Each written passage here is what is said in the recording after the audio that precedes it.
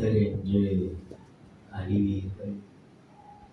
இயேசுவே இந்த வசனம் பழக்கப்பட்ட வசனங்கள், அநேகர் வாக்கு தத்தம் கொடுக்கிற இந்த வசனம் ஆண்டவரே. ஆகிலும் தேவரீர் கர்த்தாவே, நான் உங்களை ஸ்தாபித்து எங்களை ஒரு நிலையான ஒரு ஆசீர்வாதத்துக்குள் சிறப்படுத்தி எங்களை ஸ்தாபிப்பதினாலே நீர் கர்த்தர் என்கிறதை நான் அறிந்து கொள்வேன்.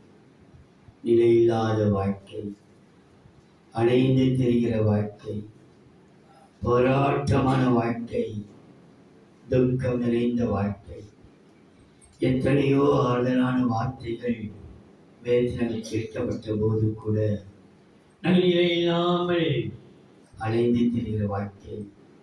நான் கர்த்தர் இன்றைக்கு நான் உங்களை ஸ்தாபிப்பேன், நிலையான இடத்தில் ஸ்தாபிப்பேன். ஒரு தகுந்த ஆசீர்வாதத்தை கொடுத்து எங்களை ஸ்தாபிக்க நீ வல்லவராயிருக்கிற கர்த்தாவே. பேசுகிறது நீங்கள் அல்ல, உங்களிலிருந்து ஆவியானவரே பேசட்டும். நீ பேசுவீராக. என் இருதயத்தின் நிறைவோ என் மாம்ச எண்ணங்களோ வார்த்தைகளாய் வராதபடிக்கு ஆவியானவரால் மாத்திரமே வசனங்கள் புறப்பட்டு வரட்டும். வசனத்தை கேட்கக்கூடாதபடிக்கு தடை செய்கிற தூக்க மயக்கம், நிர்விசாரங்கள், யாருக்கோ இந்த வார்த்தை என்று சிந்தையை வேகமாக அனுப்புகிற எல்லா சிந்தைகளையும் இயேசுவின் நாமத்திலே ஒருமனப்படுத்துகிறேன் கர்த்தாவே. ஆவியான மத்தியிலே இடைபடுவீராக. இந்த நாமத்தை மையப்படுத்திக் கொள், இயேசுவின் நாமத்தில் பிதாவே. ஆம். எசேக்கியேல் 36:11 வாசித்து கேட்கலாம். உங்கள் மேல் மனுஷரையும் மிருக ஜீவன்களையும் பெருகி பழுகும்படி வர்த்திக்க பண்ணுவேன். பூர்வ நாட்களில் நீங்கள் இருந்த நிலைமையில் நான் உங்களை ஸ்தாபித்து உங்கள் முந்தின சீரை பார்க்கிலும் உங்களுக்கு நசீர் உண்டாக செய்வேன். அதனால் நான் கர்த்தர் என்று அறிந்து கொள்வீர்கள். நான் உங்களை ஸ்தாபித்து உங்களுக்கு நசீர் உண்டாக செய்வேன். அதனால் நான் கர்த்தர் என்று அறிந்து கொள்வேன். இன்றைக்கு நான் உங்களை ஸ்தாபிப்பேன். இந்த ஸ்தாபித்து என்று சொல்லும் பொழுது இந்த பரிசுத்த வேதாகமம், கத்தோலிக்க வேதாகமம் சொல்கிறது, சிறப்பானதை, வெகுமதியை, ஒரு நல்ல இடத்தில், ஒரு செழுமையான இடம், ஒரு நல்ல விசேஷித்தமான ஒரு இடத்தினுடைய கொண்டு போய் ஸ்தாபிப்பேன், அல்லது உன்னை உருவாக்குவேன், உன்னை நிலைத்து நிற்க வைப்பேன். நீ எங்கேயோ அலைந்து தெரிந்து கொண்டிருந்தால், நிலையில்லாத வாழ்க்கை, கடன் நிறைந்த வாழ்க்கை, பிரச்சனை நிறைந்த வாழ்க்கை, தூக்கமில்லாத வாழ்க்கை, வியாதி நிறைந்த வாழ்க்கை, வறுமை நிறைந்த வாழ்க்கையிலே வாழ்ந்து கொண்டிருந்த நம்மை இன்னைக்கு கர்த்தருடைய வசனமும் வார்த்தையும் ஒரு சிறந்த இடத்திலே, ஒரு சிறப்பான இடத்திலே, ஒரு மகிழ்வு நிறைந்த இடத்திலே, வெட்கமில்லாத இடத்திலே, வறட்சி இல்லாத இடத்திலே உங்களை கொண்டு போய் ஸ்தாபிப்பேன். உங்களை நிலைத்து நிற்க வைப்பேன். உங்களை நிறுத்துவேன், உங்களை தூக்கி நிறுத்துவேன் என்கிற ஒரு அர்த்தத்தோடு அவசரம் சொல்லப்பட்டிருக்கிறது. நான் சொல்ல போகிற ஒவ்வொரு வசனத்திலேயும் தேவன் நம்ம எப்படி ஸ்தாபித்தார், எப்படி ஸ்தாபிக்க போகிறார், எந்த இடத்திலே கொண்டு போய் ஸ்தாபிக்க போகிறார் என்று சொல்வதற்கு முன்பாக இன்னொரு வசனத்தை பாருங்கள். 78ஆம் சங்கீதம் 5ஆம் வசனம். அவர் யாக்கோபிலே ம். அவர் யாக்கோபிலே சாட்சியை ஏற்படுத்தி 78ஆம் சங்கீதம் 5ஆம் வசனம். அவர் யாக்கோபிலே சாட்சியை ஏற்படுத்தி இஸ்ரவேலிலே வேதத்தை ஸ்தாபித்து இஸ்ரவேலிலே வேதத்தை ஸ்தாபித்து. அப்போ யாக்கோபா இருந்தவனை கர்த்தர் இஸ்ரவேலாய் மாற்றுவதற்கு காரணம் அவன் இருதயத்தில் எதை ஸ்தாபிக்கிறானா? வேதத்தை. அப்போ நமக்கு ஒரு ஸ்தாபனம், ஒரு புதிய ஸ்தாபனம் உருவாக்கப்படுகிறது. நம்மை கொண்டு ஒரு புதிய திட்டத்தை கர்த்தர் செய்ய நினைத்திருக்கிறார். யாக்கோபை இஸ்ரவேலாய் மாற்றி இஸ்ரவேலுக்குள்ளே வேதத்தை ஸ்தாபித்து அவனை ஜெஷூரனாய் மாற்றின கர்த்தர் இன்னைக்கு நம்மையும் அவனுடைய வார்த்தை வந்திருக்கிறது. நான் உங்களை ஸ்தாபிப்பேன், அதனால் நான் கர்த்தர் என்று அறிந்து கொள்வீர்கள். எப்படி நம்மை அவர் ஸ்தாபிக்க போகிறார்? அவர் ஸ்தாபிப்பதினாலே நமக்கு வரும் நன்மைகளையும் நான் சொல்லி துரிதமாய் முடித்து அனுப்புகிறேன். முதலாவது பாருங்கள், யாத்திராகமம் 15ஆம் அதிகாரம் 17ஆம் வசனம். நீர் அவர்களை கொண்டு போய் யாத்திராகமம் 15ஆம் அதிகாரம் 17ஆம் வசனம். நீர் அவர்களை கொண்டு போய் தேவரீர் வாசம் பண்ணுகிறதற்கு நியமித்த ஸ்தானமாகிய உம்முடைய சுதந்திரத்தின் பர்வதத்திலும் ஆண்டவராகிய தேவனுடைய கரங்கள் ஸ்தாபித்த பரிசுத்த ஸ்தலத்திலும் அவர்களை உன்னை நாட்டுவதற்கு அவர் ஸ்தாபிக்கிறார். ஒரு இடத்தை உனக்காக உருவாக்குறார். ஒரு நல்ல இடத்தை உனக்காக செய்து முடிக்கப்படுகிறார். அவர் ஸ்தாபிக்கிற கர்த்தர். பரிசுத்த பர்வதத்திலே உன்னை நாட்டுவதற்கு. ஏன்னா நீ அலைந்து திரிந்து கொண்டிருக்கிற, காத்தடிச்சா இந்த பக்கம் சாயிற, இன்னொரு பக்கம் காத்தடிச்சா அந்த பக்கம் சாயிற நிலையில்லாத இந்த உலகத்திலே நீ வீழ்ந்து கிடக்கிற உன்னை நாட்டுவதற்காக அவர் உன்னை ஸ்தாபிக்கிறார். நான் உங்களை ஸ்தாபிப்பேன். எதற்காக ஸ்தாபிப்பாராம்? நாட்டுவதற்கு. நான் ஒரு நல்ல தோட்டத்திலே நாட்டப்பட்ட ஒரு விசேஷித்த மரமாக, கனி கொடுக்கிற உயர்குல திராட்சை செடியா, உயர்ந்த மாம்பழம், எல்லா மாம்பழத்தையும் பார்க்கிறோம், உயர்குல மரமா நம்மை நாட்டுவதற்கு அவர் சித்தமுள்ளவராய். அவனுடைய வார்த்தை அவர் சொல்லுகிறார் பாருங்கள். எரேமியாவின் புஸ்தகம் 1ஆம் அதிகாரம் 10ஆம் வசனம். பார், அவனை பார்த்து சொல்கிறார், பார், எரேமியா 1ஆம் அதிகாரம் 10ஆம் வசனம். பார், பார், பிடுங்கவும் இடிக்கவும் அழிக்கவும் கவிழ்க்கவும் கட்டவும் நாட்டவும் உன்னை நான் இன்றைய தினம் ஜாதிகளின் மேலும் ராஜ்யங்களின் மேலும் ஏற்படுத்தினேன் என்று கர்த்தர் என்னுடனே சொன்னார். என்னுடனே நான் நாட்டுவேன் என்று என்னுடனே கர்த்தர் சொன்னார். கடந்ததை நீ சொல்லுகையும் அவர் கைவிட நாட்டவும் என்று சொல்லிட்ட பிற்பாடு வேற ஒரு வார்த்தை இல்லை. பிடுங்கவும் இடிக்கவும் கட்டவும் அழிக்கவும் எல்லாம் சொல்லிட்ட பிற்பாடு கடைசி ஒரு வார்த்தை வருகிறது, நாட்டவும். அதினாலே தினம் உன்னை நாட்டுவேன் என்று கர்த்தர் சொல்கிறார். நீ ஒரு நல்ல இடத்திலே ஒரு நாட்டப்பட்ட ஒரு விருட்சமாய், ஒரு நாட்டப்பட்ட ஒரு குடும்பத்திலே உயர்ந்த நாட்டப்பட்ட இடத்தில் உட்கார வைக்க அவர் சித்தம். நான் அவரை ஸ்தாபிப்பேன். எதற்காக? நாட்டுவதற்கு. எங்கே நாட்டுகிறார் பாருங்கள். எரேமியா 17ஆம் அதிகாரம் 8ஆம் வசனம்.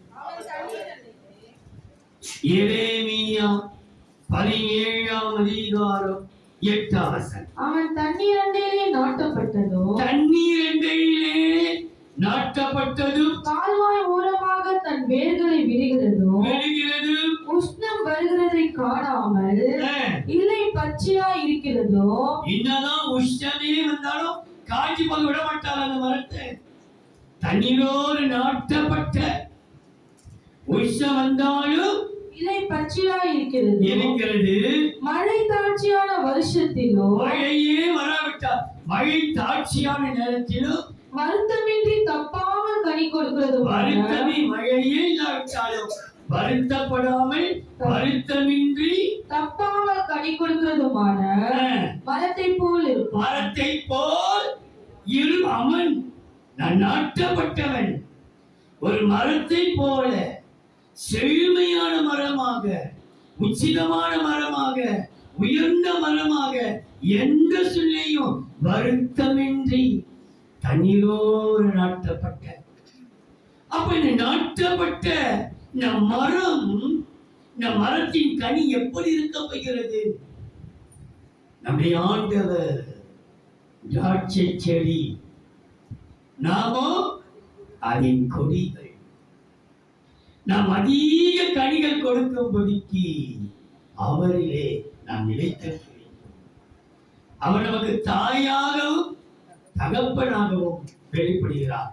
ஒரு தாய் தேற்றுவது போல நான் உங்களை தேற்றுவேன். ஒரு தகப்பன் சுமப்பது போல இதுவரைக்கும் நான் சுமந்து கொண்டு வந்தேன். தாய்க்கு தாயாக இருக்கிறார். வேலை சொல்லியிருப்பா. எதற்காக நாட்டப்பட்டிருக்கிறோ? எசேக்கியேலின் புஸ்தகம் 19ஆம் அதிகாரம் 10ஆம் வசனம். எசேக்கியேல் 19ஆம் அதிகாரம் 10ஆம் வசனம். நீ அமெரிக்கையோடு இருக்கையில் உன் தாய் தண்ணீர் ஓரமாய் நாட்டப்பட்டதும் மிகுதியான நீர் பாய்ச்சலால் கனி தருகிறதும் தழைத்ததுமான திராட்சை செடியா இருந்தால். எப்படி இருந்தாளா? கனி தரும் திராட்சை செடியா இருந்தார். நம்முடைய தகப்பன், நம்முடைய தாய். அப்ப தாய்க்கு பிறந்த பிள்ளைகள் தப்பாமல் கனி கொடுப்பார்கள். அவள் எதற்கு கனி? அவள் தப்பாமல் கனி கொடுக்கத்தான் நம்மை நாட்டுகிறார். நான் உங்களை ஸ்தாபிப்பேன். எதற்காக ஸ்தாபிக்கிறார்? நாட்டப்படுவதற்கு. நாம் நாட்டப்படுவதினாலே ஆவிக்குரிய நன்மை ஒன்றுண்டு, சரீர நன்மை உண்டு. அது 2 நன்மை சொல்கிறேன் பாருங்கள். முதலாவது ஆவிக்குரிய நன்மை பாருங்கள். யாக்கோப்பு 1ஆம் அதிகாரம் 21ஆம் வசனம்.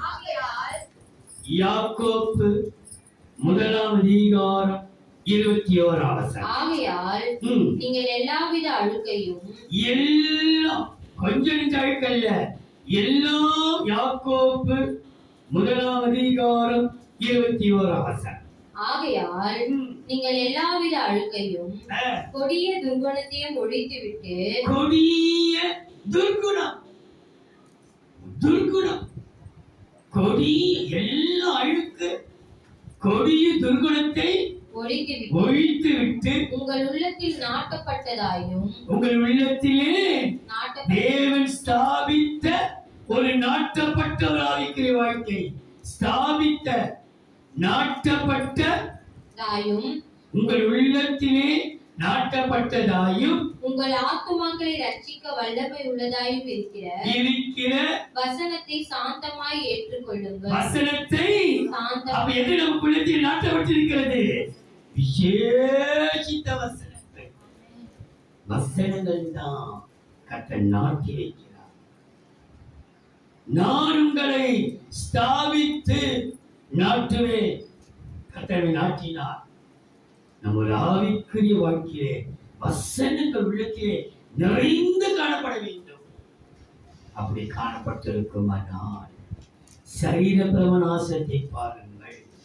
சங்கீதம் 92 சங்கீதம் 13 வசனம். 92 சங்கீதம் 13 வசனம். கர்த்தருடைய ஆலயத்திலே நாட்டப்பட்டவர்கள் கர்த்தருடைய ஆலயத்திலே நாட்டப்பட்டவர்களில் எங்கள் தேவனுடைய பிராகாரங்களில் எங்கள் தேவனுடைய பிரகாரங்களில் செழித்திருப்பார்கள். எப்படி பார்க்கிறா? நாட்டப்பட்டவர்களில் செழித்திருப்பார்கள். கர்த்தர் நம்மை வறட்சியான இந்த காலத்திலேயும் வறுமை நிறைந்த காலத்திலேயும் நம்மை செழிக்க செய்யத்தான் நம்மை நாட்டுகிறார். நான் அவர்களை நாட்டுவேன். எதற்காக? செழிப்பதற்காக. நீ செழித்தோங்க வேண்டும். இந்த வெயில் காலத்திலேயும் இந்த வறுமை காலத்திலேயும் உன்னுடைய வாழ்க்கை நம்முடைய வாழ்க்கை செழித்திருக்க வேண்டும். அதற்காகத்தான் ஆண்டு சொல்கிறார், நான் உங்களை ஸ்தாபிப்பேன், அதனால் நீங்கள் என்னை கர்த்தர் என்று அறிந்து கொள்வீர்கள். தேவன் நம்மை ஸ்தாபிக்கிறார். எதற்காக? நாட்டுவதற்கு. நாம் எதற்காக நாட்டுகிறார் என்றால் செழிப்பதற்கு. இரண்டாவது 1 நாளாகமம் 6 அதிகாரம் 31 வசனம். 1 நாளாகமம் 6 அதிகாரம் 31 வசனம். கர்த்தருடைய பெட்டி நிலை பெற்ற போது தாவீது கர்த்தருடைய ஆலயத்தில் சங்கீத சேவையை நடத்துகிறதற்கு கர்த்தருடைய ஆலயத்தில் சங்கீத சேவையை நடத்துவதற்கு ஸ்தாபித்தார். எதற்காக ஸ்தாபித்தார்? நடத்துவதற்கு. சங்கீத சேவைகள், பாடல்கள், துதிகள், சோத்திரங்கள், சங்கீத சேவைகளை நடத்துவதற்கு ஸ்தாபித்தவர்கள். தேவன் நம்மை ஸ்தாபிக்கிறார். எதற்காக ஸ்தாபிக்கிறார் என்றால் நம்மை நடத்துவதற்கு. என்னால் நடக்க முடியவில்லையே என்று நீ கதறும் பொழுது அவர் சொல்றார், நான் உன் கரத்தை பிடித்து நடத்துவதற்காகத்தான் உன்னை ஸ்தாபித்திருக்கிறேன். உன்னை ஸ்தாபிப்பேன். எங்கே? ஒரு நல்ல மேய்ச்சலுள்ள செழுமையான இடத்திலே நம்மை நடத்துவதற்கு அவர் சித்தமுள்ளவர். நம்மை நடத்துவார். நடத்துவதற்காகத்தான் ஸ்தாபித்திருக்கிறார். விட்டுவார கை விடமாட்டார். எப்படி நடத்துகிறார் பாருங்கள். 67 சங்கீதம் 4 வசனம். சங்கீதம் 67 சங்கீதம் 4 வசனம். தேவனுடைய ஜனங்களை நிதானமாய் நியாயம் தீர்த்து. நிதானம் அவசரப்பட்டல்ல, கண் கண்டதினாலே அல்ல, காது கேட்டதினால அல்ல, கண்ணால பார்த்துட்டோம் நியாயம் தீர்த்துட்டோம் அல்ல. நிதானித்து கண்ணால் பார்க்கிறதும் பொய், காதால் கேட்பதும் பொய், தீர விசாரிப்பது அது மெய்யா இருக்கும். நம்முடைய தேவன் நம்மை நடத்தும் போது நிதானித்து நியாயம் தீர்த்து பூமியில் உள்ள ஜாதிகளை நடத்துவீர். ஆதலால் ஜாதிகள் சந்தோஷித்து சந்தோஷித்து கம்பீரத்தோட மகிழ கடவர்கள். எப்படி மகிழ்வார்களா? சந்தோஷித்து களி கூர்ந்து மகிழ கடவர்கள். களி கூர்ந்து ஏன் தெரியுமா? நீ நிதானித்து எங்களை நீ வழிநடத்து. நான் விரும்புகிறவனாக அல்ல, நம்முடைய விருப்பத்தின்படி அல்ல, அவருடைய விருப்பத்தின்படி நிதானமாய் நடத்துவார். நிதானமாய் நடத்துகிறது மாத்திரமல்ல, 143ஆம் சங்கீதம் 10ஆம் வசனம். உமக்கு பிரியமானதை செய்ய ஆண்டவரே, 143ஆம் சங்கீதம் 10ஆம் வசனம். உமக்கு பிரியமானதை செய்ய ஆண்டவரே, எல்லா சூழ்நிலையும் உமக்கு பிரியமானதை செய்ய எனக்கு போதித்தருளோ. எனக்கு போதித்தருளோ. நீரே என் தேவன். நீரே என் தேவன். உம்முடைய நல்ல ஆவி நல்ல ஆவி என்னை செம்மையான வழியிலே நடத்துவாராக. எங்கே நடத்துவாராக? செம்மையான வழி. கரடு நிறைந்த, பாடல் நிறைந்த, முட்கள் நிறைந்த, ஏமாற்றல் நிறைந்த பாதை. ஆண்டவரே, எங்களுக்கு நல்ல செம்மையான பாதை நடத்துங்கப்பா. வழி தெரியாமல் திகைத்து நின்று கொண்டிருக்கிறோம். நீ சொன்னீரே, உன்னை நடத்துவதற்காகத்தான் நான் உன்னை ஸ்தாபிக்கிறேன். நமக்கு ஒரு ஸ்தாபிக்கிறார், நம்மை நடத்த செம்மையான வழி. செம்மையான வழியில மாத்திரமல்ல, யோவானின் சுவிசேஷம் 16ஆம் அதிகாரம் 13ஆம் வசனம். சத்திய ஆவியாகிய வரும்போது யோவான் 16ஆம் அதிகாரம் 13ஆம் வசனம். சத்திய ஆவியாகி அவர் வரும்போது சகல சத்தியத்திற்குள்ளும் உங்களை நடத்துவார். சகல சத்தியத்திற்குள் உங்களை நடத்துவார். சாதாரண சத்தியம் அல்ல, சகல சத்தியத்துக்குள்ளும் உங்களை நடத்துவார். அவர் தம்முடைய சுயமாய் பேசாமல் தாம் கேள்விப்பட்டவைகள் யாவையும் சொல்லி வரப்போகிற காரியங்களை உங்களுக்கு அறிவிப்பார். வரப்போகிறதே உங்களுக்கு அறிவிப்பார்.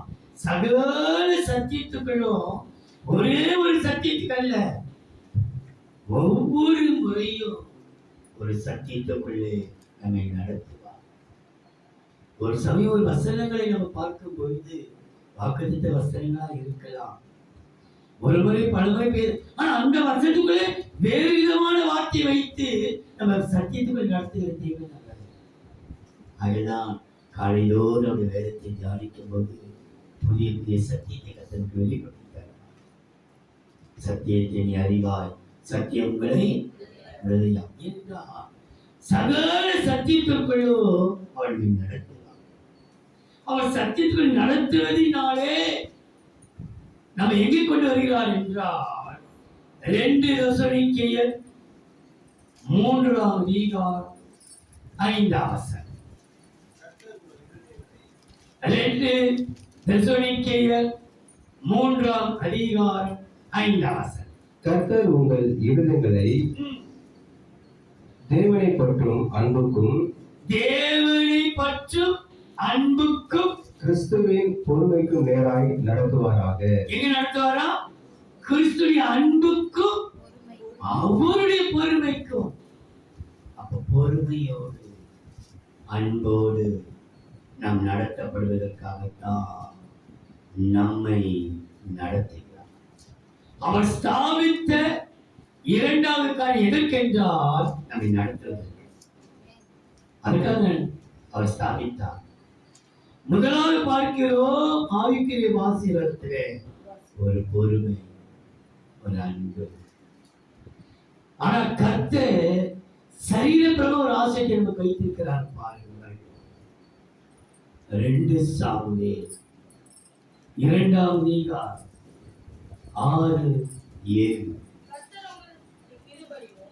2 சாமுவேல் 2ஆம் அதிகாரம் 6-7.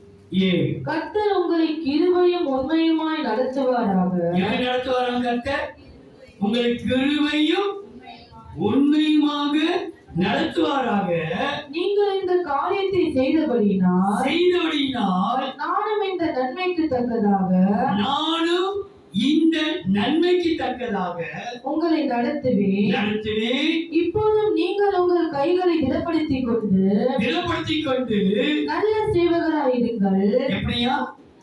நல்ல சேவகர்கள். அப்ப கெட்ட சேவகர்கள் இருக்கிறார். நல்ல போர் சேவகனாய் நீ கர்த்தருக்காக பிரயாசம். நல்ல சேவகனாய் அல்லது உன்னை கர்த்தர் ஸ்தாபித்தார். எதற்காக? நாட்டுவதற்கு. அவர் நாட்டுவதினாலே நீ செழித்திருப்பார். இரண்டாவது, உன்னை ஸ்தாபித்தார் நடத்துவதற்கு. ஏன் தெரியுமா? ஒரு சேவகனாய் மாற்றும். நீ ஒரு சேவகனாய் காணப்படும் கர்த்தருக்கு. நல்ல சேவகனாய் நீதான் ஒரு நல்ல ஆர்மி. ஆண்டவருக்காக சேவகனாய் உன்னை மாற்ற நீ உனக்கு நான் உனக்கு நன்மை செய்வேன். நான் உன்னை நடத்துவேன். நான் நடத்தும் போது உன்னை சேவகனாய் அநேகருக்கு சேவை செய்கிற ஒரு சேவகனாய் சேவகியாய் கர்த்தர் மாற்றி விட்டார். உன் பேரை சொன்னாலே அவன் உள்ள மகிழ்ச்சிப்பா, அவங்களுக்கு எனக்கு சேவை செய்கிறது. சேவகனம், நல்ல சேவகி, சமூக சேவகி, ஆவிக்குரிய சேவகி.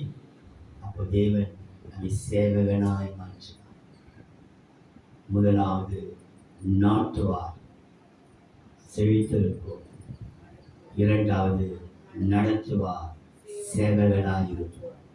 மூன்றாவது, எஸ்ராவின் புஸ்தகம் 3ஆம் அதிகாரம் 3-4. அவர்கள் அத்தேசத்தின் ஜனங்களுக்கு எஸ்ரா 3ஆம் அதிகாரம் 3-4. அவர்கள் அத்தேசத்தின் ஜனங்களுக்கு பயந்ததினால் பலிபீடத்தை அதன் ஆதாரங்களின் மேல் ஸ்தாபித்து கவனித்தீங்களா? பலிபீடத்திலே ஸ்தாபித்து அதன் மேல் அவர்கள் கர்த்தருக்கு அந்தி சந்தி சர்வாங்க தகன பலிகளை செலுத்தினார்கள். எழுதியிருக்கிறபடியே அவர்கள் கூடார பண்டிகையை ஆசரித்து நித்திய நியமத்தின்படியும். எப்படியா? நித்திய நியமித்தார். நியமின்படி கர்த்தர் நம்மை ஸ்தாபிப்பதற்கு மூன்றாவது காரணம், நம்மை நியமிப்பதற்கு. நீதான் இதற்கு நியமனம் பண்ணுகிறார். நீ நித்திய நியமனம் பண்ணப்பட்டிருக்கிறது. இன்றைக்கு ஆட்சி மயம் அமைக்கும் போது கேபினெட் மந்திரிகள், சாதாரண மந்திரிகள் உண்டு. கேபினெட் மினிஸ்ட்ரி, அவர்கள் கேபினெட் மந்திரிகளாக இருப்பார். அவர்களுக்கு தனியாக விசேஷித்த முத்திரைவார்கள். அதுபோல கர்த்தர் நம்மை நியமனம் செய்கிறார், நியமிக்கிறார். நம்மை ஸ்தாபிக்க காரணம் நீ மற்றவர்கள் அல்ல. நீ விசேஷித்த ஒரு விலையேற பெற்ற ஒரு காரியத்துக்காக உன்னை நான் நியமிக்கிறேன். சீஷர்கள் பல பேர், அவர் செபித்து தெரிவித்த சீஷர்கள் 12 பேர், தானாய் வந்து சேர்ந்து கொண்டவர்கள் 70 பேர், அதற்கு மேலே 120 பேர். திரளான ஜனங்கள் சீஷராய் மாறினார்கள். அவரே சொன்னார், நீங்கள் பூமி எங்கும் போய் சர்வ சிருஷ்டிக்கும் சுவிசேஷத்தை அறிவித்து அவரை சீஷராக்குங்கள். சீஷராக்கி ஞானஸ்தானம் கொடுத்து எனக்காக வாழவே. அப்ப அநேக சீஷர்கள். ஆனால் கர்த்தர் அந்த சீஷர்களை விசேஷமாய் நியமித்தார். அவர் நியமித்தார். இன்னைக்கு அவர் ஸ்தாபித்திருக்க மூன்றாவது காரணம், நம்மை ஒரு நியமித்திருக்கிறார். எதற்காக நியமித்தார்? ஏன் நியமித்தார்? அவர் நியமிக்கிறதுனாலே நமக்கு ஒரு நன்மை சொல்கிறேன் பாருங்கள். நியாயாதிபதிகள் 17ஆம் அதிகாரம் 3ஆம் வசனம். அவனுக்கு 1100 வெள்ளிக்காசை நியாயாதிபதிகள் 17ஆம் அதிகாரம் மூன்றாம் வசனம், ஐந்தாம் வசனம். அவன் அந்த 1100 வெள்ளிக்காசை தன் தாயிடத்தில் திரும்ப கொடுத்தான்.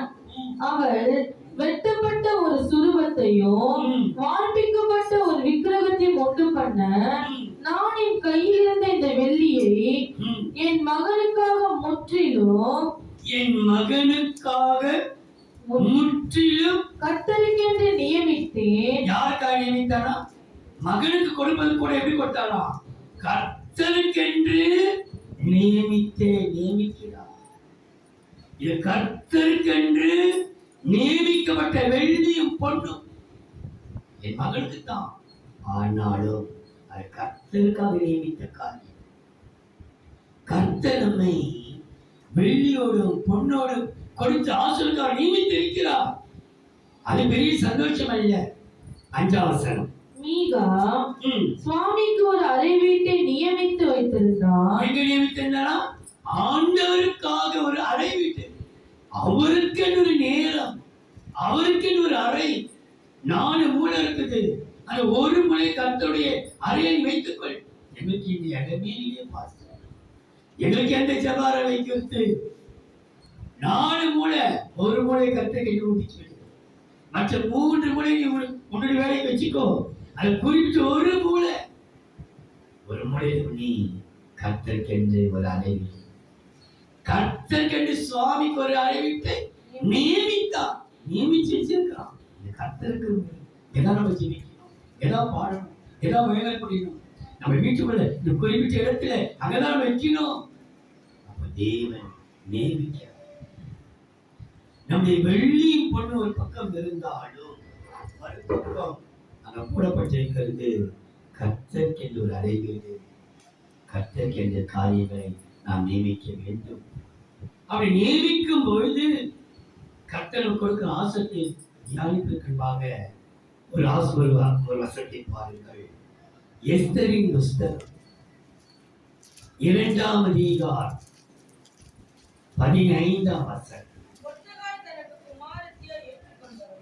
எஸ்தர் 2ஆம் அதிகாரம் 15ஆம் வசனம். மொர்தெகாய் தனக்கு குமாரத்தியை ஏற்றுக்கொண்டவனோ அவன் சிறிய தகப்பனாகிய அபியாயிலின் குமாரத்தியுமான எஸ்தர் ராஜாவிடத்தில் பிரவேசிக்கிறதற்கு முறை வந்த போது அவள் ஸ்திரீகளை காவல் பணிகிற ராஜாவின் பிரதானியாகிய ஏகாய் நியமித்த காரியமே அல்லாமல்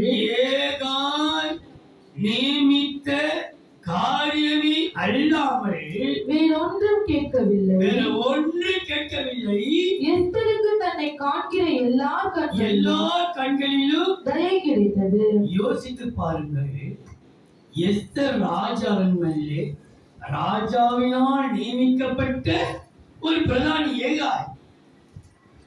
அங்க எத்தனையோ விசேஷித்த பிரதானிகள் உண்டு. இந்த ஏகாயை போல 7 பிரதானிகள் உண்டு. இந்த அரண்மனையிலே 7 பிரதானிகள் விசேஷித்தவர்கள். அவர்கள் அரண்மனையில் விசேஷமான பெண்களை காவல் காக்கிறவர்கள்.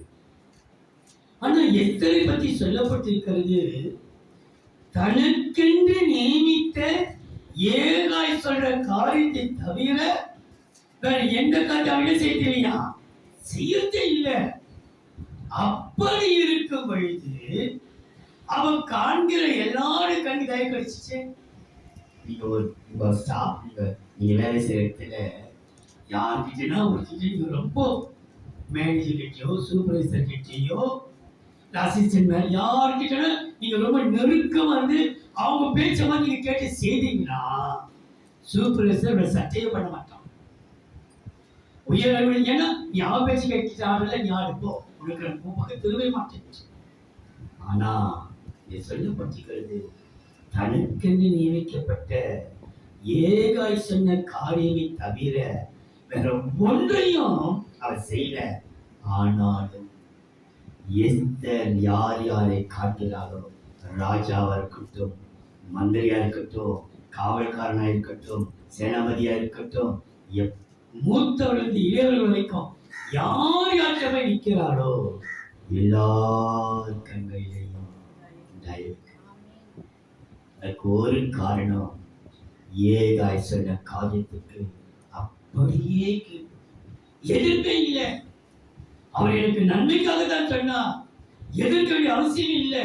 அப்படியே கீழ்ப்படி நடந்ததினாலே அவள் பட்டத்து ராஜா ராணியாவை மாறிட்டாள்.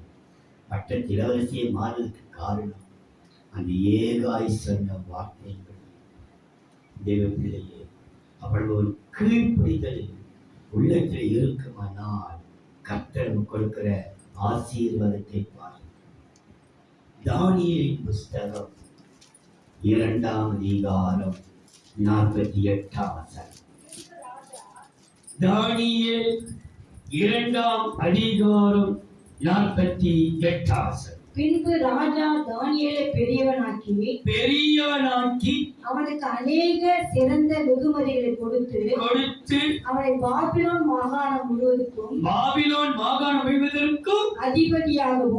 அதிபதியாகவும் பாபிலோனில் சகல ஞானிகள் மேலும் பிரதான அதிகாரியாக நியமித்தான். தானியேல் ராஜாவை வேண்டிக் கொண்டதின் பேரில் அந்த வசனத்தை ஆரம்பிக்கிறதா, ராஜா தானியேலை பெரியவனாக்கி அவனுக்கு அநேக சிறந்த வெகுமதிகளை கொடுத்து, நீ சிறந்தது சிறப்பானது கூட்டத்திலே சிறந்தது இருக்க தரவேந்த நம்ம கட்டை தெரிந்து கொண்டாரு.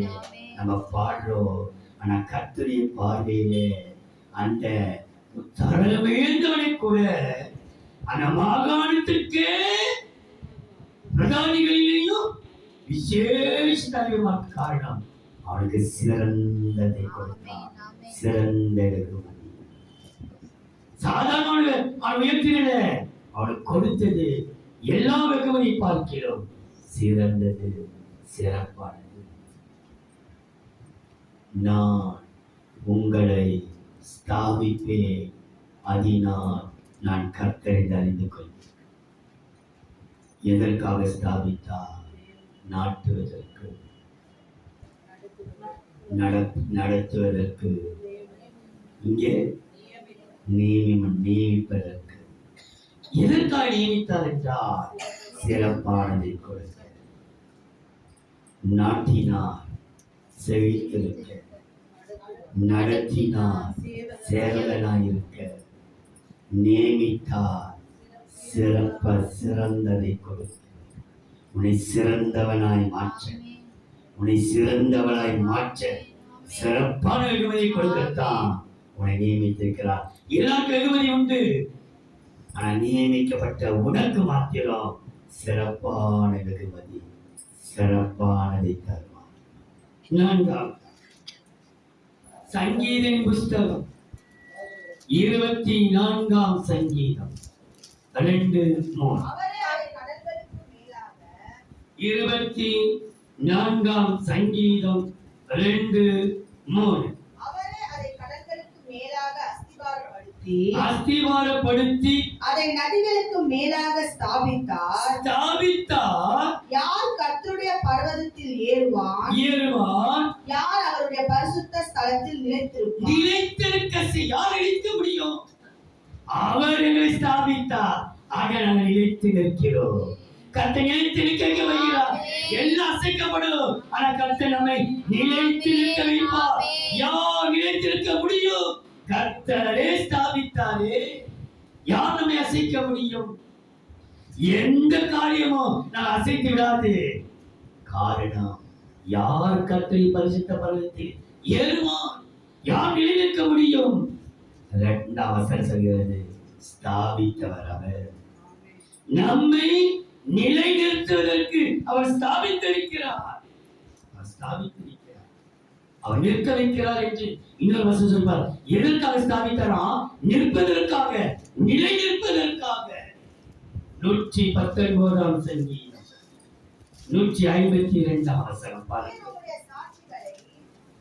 119ஆம் சங்கீதம் 152ஆம் வசனம். நீர் உம்முடைய சாட்சிகளை என்றென்றைக்கும் நிற்க ஸ்தாபித்தீர் என்பதை. நிற்பதற்காகத்தான் ஸ்தாபித்தார், நிலை நிற்பதற்காகத்தான் நம்மை ஸ்தாபித்திருக்கிறாரே. நம்ம வீழ்ந்து கிடப்பதற்காக அல்ல, அலைந்து திரிவதற்காக அல்ல, எங்கேயோ போயிருப்பதற்காக அல்ல.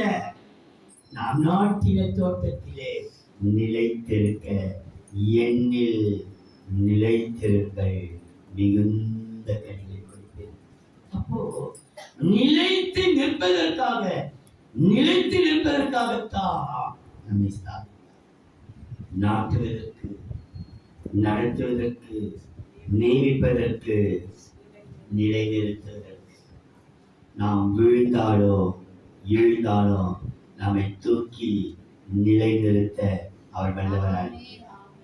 அவருடைய வசனம், நான் கர்த்தருடைய வீட்டிலே நீடித்த நாட்களால் நிலைத்திருப்பேன். என் ஜீவன நாளெல்லாம் கர்த்தருடைய வீட்டிலே நீடித்திருப்பேன். சங்கீதம் 37 சங்கீதம் 27 வசனம்.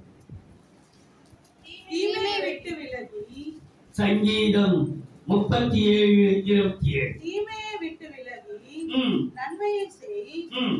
என்றென்றைக்கும் நிலைத்திருப்பாய். என் நன்மை செய், தீமை விட்டு விலகி விலகி நன்மை செய், என்றென்றைக்கும் நிலைத்திருப்பாய். நிலைத்திருப்பாய். நன்மை செய்யலாம். ஒரு காவிக்குரிய வாழ்க்கை, தீமை விட்டுடு, நன்மை செய். நிலைத்திருப்பாய். 61 சங்கீதம் 7 வசனம்.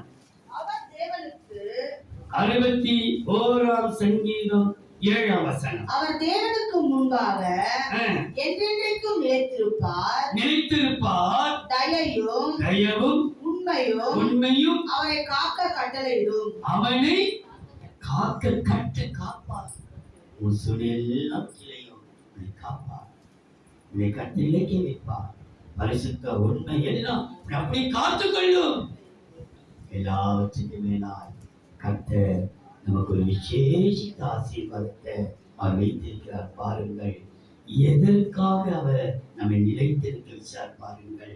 எத்தனை ஆசிரியர் இருக்கட்டும், ஆனா அவருக்கு நம்ம ஒரு செல்ல பிள்ளையா, அவருக்கு நம்மை செல்ல பிள்ளையாய் மாற்றுவார். உன்னை நிலைநாட்டுவார். இதற்காக செல்ல பிள்ளையாய் நாமும் அவரும் ஒரு செல்ல பிள்ளை. வாசித்து பாருங்கள், நீதிமொழிகள் 8 அதிகாரம் 28. உயரத்தில் மேகங்களை ஸ்தாபித்து கவனியுங்கள். நீதிமொழிகள் 8 அதிகாரம் 28, 29, 30. உயரத்தில் மேகங்களை ஸ்தாபித்து சமுத்திரத்தின் ஊற்றுகளை அடைத்து வைக்கையிலும் சமுத்திர ஜலம் தன் கரை விட்டு மீறாதபடிக்கு அதற்கு எல்லையை கட்டளையிட்டு பூமியின் அஸ்திபாரங்களை நிலைப்படுத்துகையிலும் நான் அவர் அருகே செல்ல பிள்ளையா இருந்தேன். அவர் அருகே எப்படி இருந்தாரா? நானு இதெல்லாம் ஸ்தாபிக்கும் பொழுது பிள்ளையாக அல்ல. எப்படி பிள்ளையா இருந்தேனா? செல்ல பிள்ளையா. நான் உங்களை ஸ்தாபிப்பேன், அதனால் நான் கர்த்தர் என்று அறிந்து கொள்வீர்கள். உன்னை நாட்டுவதற்கு, இரண்டாவது நடத்துவதற்கு, மூன்றாவது நியமிப்பதற்கு, நான்காவது நிலைநிற்பதற்காக நான் உன்னை ஸ்தாபிப்பேன். உன்னை நிலைநிற்பதினாலே நான் உன்னை செல்ல பிள்ளையாய் மாற்றுவேன். எப்படிப்பட்ட பிள்ளையா? நான் வசனத்தை தான் சொல்றேன். ஏனென்றால் நாட்டுவார், நீ செவித்திருப்பார், நடத்துவார், சேவகனாயிருப்பார், நியமிப்பார், சிறந்தவனாய் மாற்றுவார், நிலைத்திருக்க செய்வார், செல்ல பிள்ளையாய். கடைசியா ஏசாயாவின் புஸ்தகம் 44 அதிகாரம் 7 வசனம். பூர்வ காலத்து ஜனங்களை ஏசாயா 44 அதிகாரம் 7 வசனம். பூர்வ காலத்து ஜனங்களை நான் ஸ்தாபித்தது முதற்கொண்டு என்னை போல எதையாகிலும் வரவழைத்து இன்னதென்று ம், முன்னறிவித்து ம், எனக்கு முன்னே வரிசையாக நிறுத்தத்தக்கவன் யார்? ம். நிகழ்காரியங்களையும் நிகழ்காரியங்களையும் வரும் காரியங்களையும் வருங்காரியங்களையும் தங்களுக்கு அவர்களை அறிவிக்கட்டும். அறிவிக்க கேட்ட வசனம். நீங்கள் ம், கலங்காமலும் கலங்காமலும் பயப்படாமலும் இருங்கள். இருங்கள். அக்காலம் முதல் கொண்டு ஆ, நான் அதை உனக்கு ஆ, விளங்க பண்ணினதும் ஆ. முன் அறிவித்ததும் இல்லையோ? ம். இதற்கு நீங்கள் இதற்கு நீங்கள் என் சாட்சிகள். என் சாட்சி. நீங்க எப்படி இருப்பீங்களா? நான் ஸ்தாபிப்பேன், நிகழ்கிற காலத்தை நிகழ்விப்பேன். சில நிகழாத நிகழ்ச்சி இருக்கிறது. உன் வாழ்க்கையில் நிகழக்கூடாதபடிக்கு சில நிகழ்ச்சிகளை தடைப்பட்டுக் கொண்டிருக்கிறது. நான் ஸ்தாபித்து நிகழ்காரியங்களை நான் வர வேண்டும். எதற்காக ஸ்தாபிக்கிறார்? நிகழ்கிற காரியத்தை உனக்காக செய்யப்படுகிறார். இதற்கு செய்தியே நல்ல நிகழ்ச்சி நிகழ்நிலையே எல்லாமே கெட்டது கெட்டது கெட்டது. எதுக்கு கூட்டுவாரு? சோதர கூட்டம் 14வது நாள் சோதர கூட்டம் கூடுவார்கள். அப்புறம் 1 மாசம் சோதர கூட்டம் கூடுவார்கள். 1 வருஷம் சோதர கூட்டம் கூடுவார்கள். 2ஆம் ஆண்டு சோதர குடும்ப நல்ல நிகழ்ச்சி நடக்கல, கெட்டதும் நடந்து இருக்குது. ஆனா இன்றைக்கு நான் உன்னை ஸ்தாபிப்பேன். எதற்கு? நிகழ்கிற காலம், நிகழ்கிற ஒரு காரியம். இந்த நிகழ்காலத்திலே வருங்காரியம் அல்ல, போன காரியம் அல்ல, இன்றைக்கு நிகழ்கிற நிகழ்காரியத்தை நமக்காக ஸ்தாபிக்க போகிறார். ஒரு நல்ல நிகழ்ச்சியை நிகழ்த்தி காட்ட போகிறார். அவர் ஸ்தாபிப்பார் நிகழ்காரியத்தை. நிகழ்காரியத்தை ஸ்தாபிக்கிறதுனாலே நம்மை சாட்சியாய் இப்படி நடத்த வரோம். சாட்சியாய் அதுக்கு 2 வசனம் பார்த்து சொல்லி முடிச்ச சாட்சி இதுதான். நிகழ்காரியத்தை எனக்காக ஸ்தாபிக்கும் போது நீங்கள் தான் எனக்கு சாட்சி. அந்த 8ஆம் வசனம் தான் நமக்கு சாட்சி. இந்த பூமியில வாழும்போது சாட்சி சொல்வதற்காக அல்ல, இந்த ஊரே பார்க்கிற அளவுக்கு கர்த்தரை சாட்சியாய் இருக்கிறார். அதற்காகத்தான் உன்னை ஸ்தாபிக்கிறேன். இந்த நிகழ்காரியத்தை குறித்து ரோமரின் புஸ்தகம் 8ஆம் அதிகாரம் 38ஆம் ரோமர் 8:38 மரணமானாலும் ஜீவனானாலும் ஜீவனானாலும் தேவதூதர்களானாலும் தேவதூதர்களானாலும் அதிகாரங்களானாலும் அதிகாரங்களானாலும் வல்லமைகளானாலும் நிகழ்காரியங்களானாலும் நிகழ்காரியங்களானாலும் வருங்காரியங்களானாலும் காரியங்களானாலும் உயர்வானாலும் உயர்வோ தாழ்வானாலும் தாழ்வோ வேற எந்த சிருஷ்டியானாலும் நம்முடைய கர்த்தராகிய இயேசு கிறிஸ்துவில் உள்ள தேவனுடைய அன்பை விட்டு நம்மை பிரிக்க மாட்டாது என்று நம்மை பிரிக்க மாட்டாது என்று நிச்சயித்திருக்கிறேன். நமக்கு நிச்சயம் பண்ணிருக்கிறது. உனக்கு ஒரு காட்சி நடத்தி காட்டுவா. எது நடக்குதோ நடக்கலையோ இயேசுவின் அன்பை விட்டு நம்மை பிரிக்க மாட்டாது என்று நிச்சயித்திருக்கிறேன். நிச்சயிக்கப்பட்ட நிகழ்காரியத்தை நமக்கு ஸ்தாபித்திருக்கிறார். இன்னொரு வசனத்தை பாருங்கள். 1 கொரிந்தியர் 3ஆம் அதிகாரம் 22ஆம் வசனம். பவுலாகிலும் 1 கொரிந்தியர் 3:22. பவுலாகிலும் அப்போலோவாகிலும் கேபாவாகிலும் உலகமாகிலும் ஜீவனாகிலும் மரணமாகிலும் நிகழ்காரியங்களானாலும் வருங்காரியங்களானாலும் எல்லாம் யாருடையது? உங்களுக்குத்தான், உனக்குத்தான். எல்லாவற்றையும் உனக்கு கொடுத்து இந்த ஊரே உலகமே பார்க்கிறதுக்கு உன்னை சாட்சியா நிறுத்துவார். நிகழ்காரியமோ வருங்காரியம், மரணமோ ஜீவமோ, ஆனா கர்த்தர் நிச்சயிக்கப்பட்டிருக்கிறது நமக்காக நிகழ்காரியத்தை அவர் ஸ்தாபித்தார். சுருக்கமாய் சொல்வேன், நான் உங்களை ஸ்தாபித்து அதனால் நான் கர்த்தர் என்பதை நீங்கள் அறிவீர்கள். எதற்காக ஸ்தாபிக்கிறார்? நம்மை நாட்டி செழிக்க வைக்க, நம்மை நடத்தி சேவகனாய் மாற்ற, நம்மை நியமித்து சிறப்பானதை கொடுக்க, நம்மை நிலைநிற்க செய்து செல்ல பிள்ளையாய் மாற்ற நம்மை மிகை காரியத்தை நிகழ்த்தி நம்மை சாட்சியாய் நடத்த அவர் வல்லவராயிருக்கிறார். அன்பின் தெய்வம், மனன்றியோடு மை சோதரிக்கிறோம். உள்ளத்தின் ஆழத்திலே எங்களை பதிக்கட்டும். தேவன் எங்களை ஸ்தாபித்திருக்கிறார். எங்கேயோ எப்படியோ வனங்களை ஸ்தாபித்ததுக்கு காரணம் நாட்டுவதற்கு, நடத்துவதற்கு, நியமிப்பதற்கு, நிலைத்திருப்பதற்கு, மிகையான காரியங்கள் செய்வதற்காக எங்களை ஸ்தாபித்திருக்கிறீர்களையா. அதை வந்த பிள்ளைகளையும் வர முடியாதவர்களையும் கர்த்தர் தொட்டு நீ ஆசீர்வதிப்பீர்கள். தொடர்ந்து கிருபை தாங்க. இந்த 3வது வாரம் ஆண்டவரே விசேஷித்த கிருபைக்கு கொடுத்து அனுப்புவீராக. இந்த நாமத்தை பயன்படுத்திக் கொள். இயேசுவின் நாமத்தில் பிதாவே. ஆ